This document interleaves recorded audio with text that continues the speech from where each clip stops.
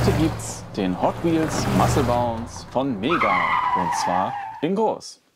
Hallo und herzlich willkommen im Den of Little Treasures. Da bin ich wieder mit einem Set von Mega und diesmal eine Weltpremiere. Ja, das ist tatsächlich das erste Video von dem Hot Wheels Muscle Bound in groß. Das Set ist ab 10 Jahre, hat 622 Teile, die Setnummer ist HHL 99 und das Modell hat eine Gesamtlänge von 24,53 cm. Schauen wir uns mal kurz die Box an, von vorne. Okay, das Bild, das kennen wir schon, haben wir schon online gesehen, haben wir ja schon in den Anleitungen gesehen, von daher nichts Neues.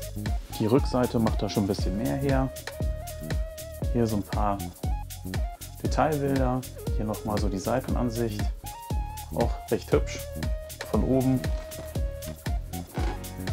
von der Seite, andere Seite und unten gibt es auch nicht viel zu sehen. Okay, machen wir das Teil mal auf. So, was ist da jetzt wohl drin? Oh, wieder ganz viele schöne Tüten hier. Einiges an Kram und unten natürlich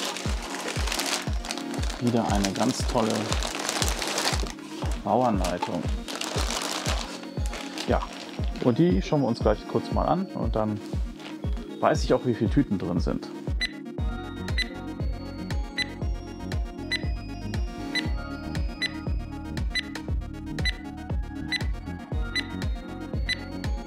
Die Bauanleitung kommt wieder in dem typischen großen Format, wie das bei den anderen großen Hot Wheels Sets auch schon so war.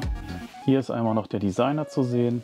Und dann wie gehabt die Bauschritte, da wo was hinkommt, ist immer farblich markiert. Die Pfeile zeigen auch dahin, wo welcher Baustein hinkommt. Alles hier übersichtlich.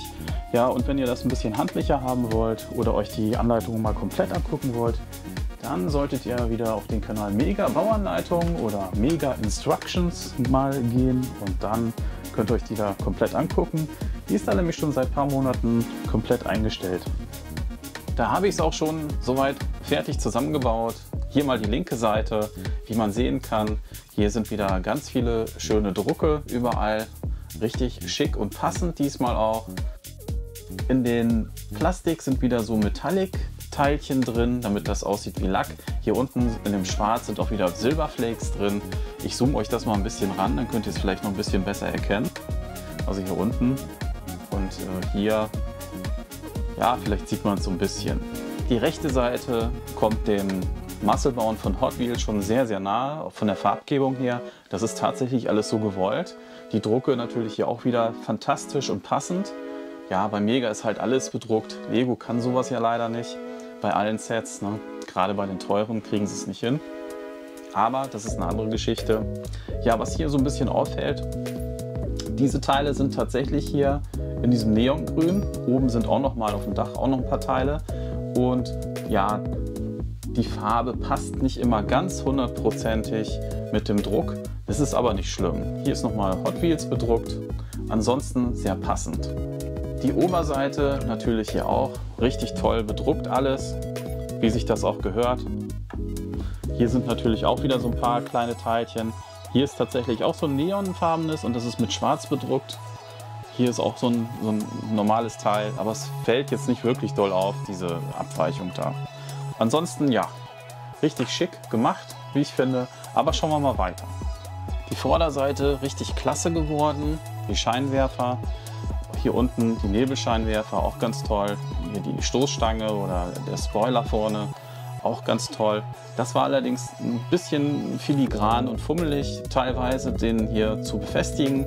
Da muss man manchmal ganz schön fummeln, ansonsten ist es aber ganz cool geworden. Was auch so ein bisschen auffällt, hier die Motorhaube, die ist so ein bisschen angeschrägt. Also die läuft tatsächlich schräg so runter, damit das hier dann auch abschließt. Das ist auch eine coole Sache und man hat hier gar nicht so einen großen Spalt dadurch. Also es fällt kaum auf. Und ich finde, das ist auch mal ganz cool gemacht. Ja, der Motor ragt hier so ein bisschen raus. Das ist ja bei Muscle Cars teilweise so. Die Seiten, da wird wieder mit Baurichtungsumkehr gearbeitet. Das heißt, man hat so kleine schlanke Steine oder Plates. Die werden zusammengesteckt und oben kommen dann halt diese Fliesen drauf. Und später wird es einfach so hier an der Seite mit drauf gedrückt.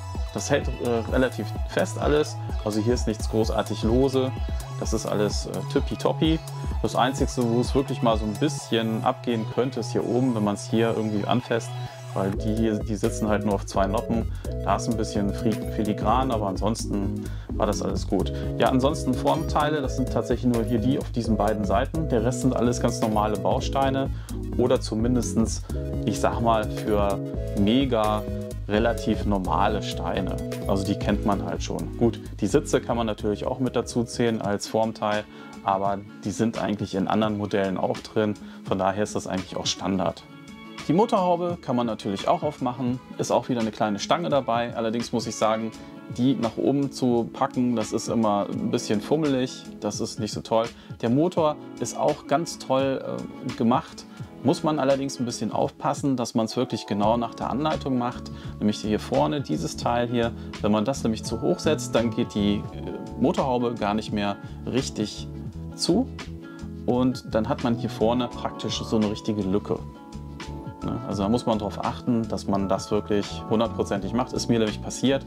Da war ich erst am Grübeln, warum es denn nun eigentlich gar nicht runtergeht. Ansonsten, ja, tolle Detailansichten natürlich, wie man sehen kann. Das ist schon richtig nett gemacht alles und ich würde sagen, doch auch hier unten hier, da sind so 2 kleine Tubes noch. Ja, und da sind auch noch so Verstrebungen, was wahrscheinlich zum Auspuff irgendwie hinten hingeht. Farbseuche ist keine drin, also das ist schon ganz gut. Also klar, hier vorne ist irgendwas Rotes noch zu sehen, aber das ist halb so wild, würde ich sagen. Die Rückseite ist auch sehr gelungen. Hier dicke Auspuffe angedeutet, hier die Rücklichter in Rot, ganz toll. Nummernschild mit dabei. Hier oben durchsichtige blaue Steine. Allerdings wirklich viel kann man da nicht durchsehen, weil da sind eigentlich 2 Lagen Platten und ja, da sieht man leider die Lachgasflasche kaum durch. Den Kofferraum kann man leider nicht aufmachen. Das ist halt der Konstruktion geschuldet. Das kann man auch hier jetzt noch mal sehen, hier auf der Verpackung. Da ist es halt so, dass da halt diese schrägen Steine sind und da wird es halt drauf befestigt und dann ist das hier nachher so schräg fest.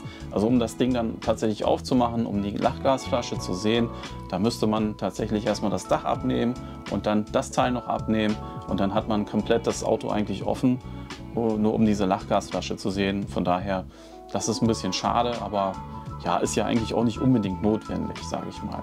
Ein Blick auf die Unterseite.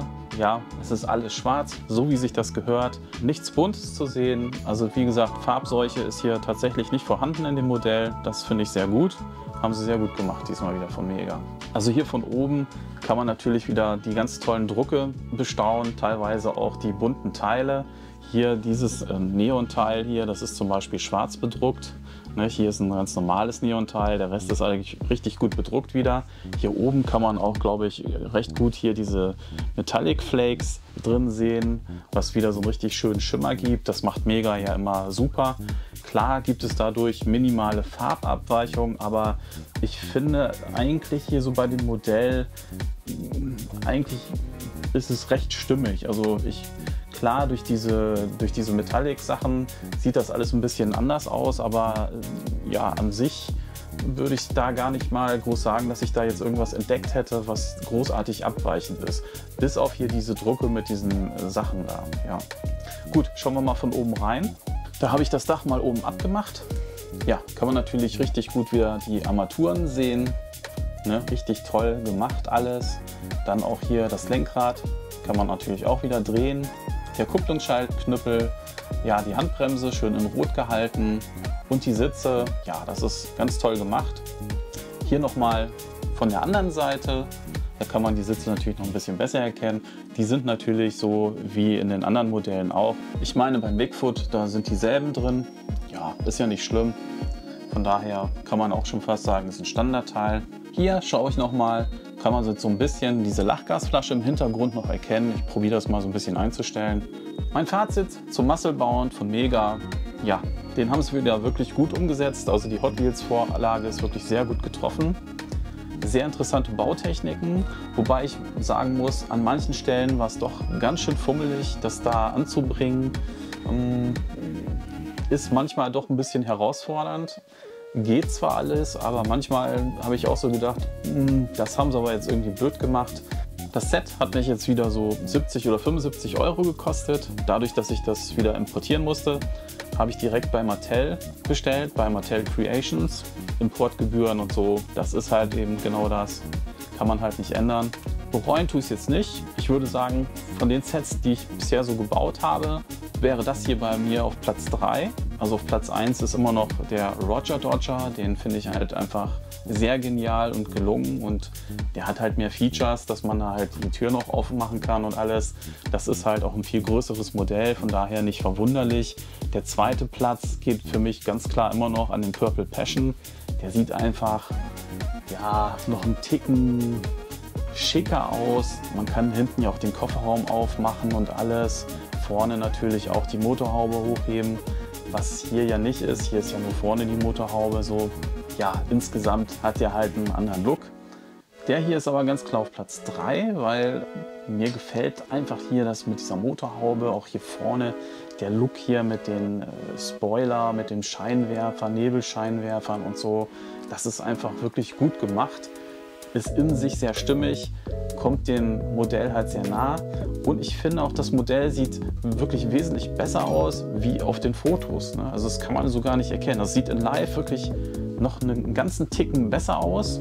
Und ich hatte auch erst so gedacht hier mit dem Reifen, dass der ein bisschen klein wirkt für das Ding, aber ja, man kann sich dran gewöhnen. Ich finde ihn eigentlich immer noch ein bisschen klein, aber ich hätte lieber so einen hier wie hinten noch mal vorne mit hingepackt, aber ja gut, vielleicht ist es ja so, dass das bei den Hot Wheels Autos auch so ein kleines Rad ist, also ja, von daher kann man da jetzt eigentlich auch nicht meckern.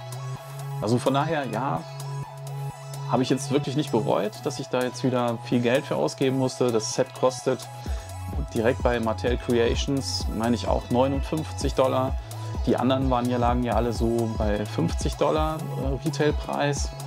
Ja, den Modrod, den ich ja auch hiermit bestellt hatte, der hiermit angekommen ist, den gibt es in Amerika schon zu kaufen, auch in den Läden.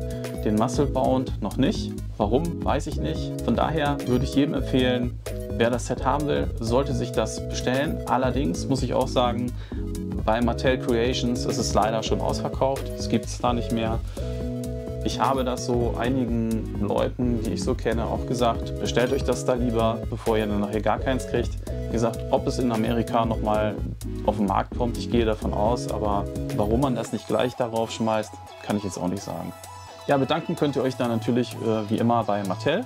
Ich weiß nicht, ob die das mit Absicht machen, damit Scalper da Geld dran verdienen oder sonst was. Ist immer ein bisschen schade, finde ich. Aber gut, ich bin froh, dass ich es mir gekauft habe. Wie gesagt, den Modrod, den werde ich auch nochmal reviewen und euch zeigen. Das wird auch nochmal ganz nett werden.